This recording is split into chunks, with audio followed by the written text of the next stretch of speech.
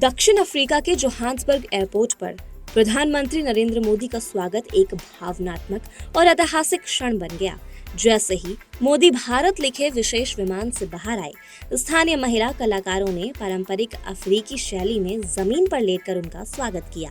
पारंपरिक संगीत, रंगीन वस्त्र और सांस्कृतिक नृत्य के बीच हुआ ये स्वागत भारत और अफ्रीकी समाजों के बीच दिल से जुड़े रिश्तों का प्रतीक बन गया। पीएम मोदी ने भी मुस्कुराते हुए हाथ जोड़कर इस सम्मान को स्वीकार किया, जिससे यह दृश्य और भी भावुक और यादगार बन गया। दक्षिण अफ्रीका के जोहान्सबर्ग एयरपोर्ट पर प्रधानमंत्री नरेंद्र मोदी का स्वागत ऐसा क्षण था जिसने न सिर्फ भारत की बढ़ती वैश्विक प्रतिष्ठा को उजागर किया, बल्कि दोनों देशों के सांस्कृतिक रिश्तों को भी नई ऊंचाइयां दे दी। ये स्वागत बताता है कि भारत की पहचान अब केवल एक उभरती शक्ति के रूप में नहीं, बल्कि दिलों को जोड़ने वाली सांस्कृतिक ताकत के रूप में भी तेजी से मजबूत हो रही है।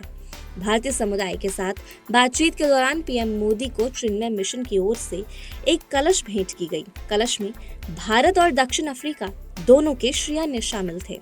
पीएम मोदी ने स्वागत की कई और तस्वीरें शेयर की, जिनमें भारतीय कलाकार पारंपरिक नृत्य के जरिए पीएम मोदी के आने की खुशी जाहिर कर रहे हैं।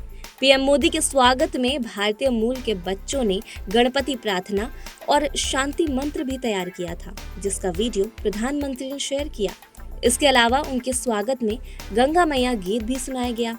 पीएम मोदी ने इस गीत के वीडियो को शेयर करते हुए लिखा, मेरे लिए जोहान्सबर्ग में दक्षिण अफ्रीकी गिरमिटिया गीत गंगा मैया का प्रदर्शन देखना एक हर्षित और भावुक करने वाला अनुभव था। यात्रा के दौरान उन्होंने भारतीय मूल के टेक उद्यमियों से मुलाकात की। इस मुलाकात में नई तकनीक, उभरते क्षेत्रों में सहयोग और भारत व प्रवासी भारतीयों के बीच संबंध मजबूत करने जैसे मुद्दों पर बातचीत हुई। प्रधानमंत्री ने दक्षिण अफ्रीका पहुंचने के तुरंत बाद ऑस्ट्रेलिया के प्रधानमंत्री एंथनी अल्बनीज से भी मुलाकात की।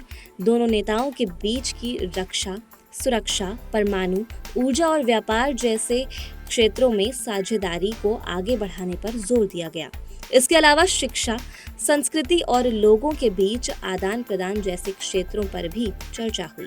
ये दिखाता है कि भारत न केवल क्षेत्रीय बल्कि वैश्विक स्तर पर अपनी रणनीतिक भूमिका को मजबूत कर रहा है और विभिन्न महाद्वीपों के देशों के साथ संतुलित और गहरे संबंध बना रहा है। ये दौरा इसलिए भी महत्वपूर्ण है क्योंकि 2025 का G20 समिट पहली बार अफ्रीकी धरती पर आयोजित हो रहा है। दक्षिण अफ्रीका की मेजबानी में होने वाला ये सम्मेलन ग्लोबल साउथ की साझा आवाज और प्राथमिकताओं को आगे बढ़ाने का अवसर माना जा रहा है। प्रधानमंत्री मोदी ने अपने संदेश में कहा कि वे वैश्विक नेताओं के साथ सहयोग बढ़ाने, विकास चुनौतियों पर चर्चा करने और सभी के लिए बेहतर भविष्य सुनिश्चित करने पर फोकस करेंगे। भारत पहले ही अपनी G20 अध्यक्षता के दौरान अफ्रीकन यूनियन को स्थायी सदस्य बनवाने में निर्णायक भूमिका निभा चुका है। इसलिए अफ्रीका में आयोजित ये समिट भारत अफ्रीका साझेदारी को नई ऊंचाइयां देता है।